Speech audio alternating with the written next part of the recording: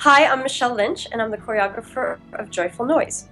You know, Dolly wrote 3 songs in the film, and one of them was called From Here to the Moon and Back. And it's about her husband, Chris Christopherson, who plays her husband in the film, who passes away early on. But she does a song that calls back his memory, and she reflects and goes back in time and remembers waltzing with him.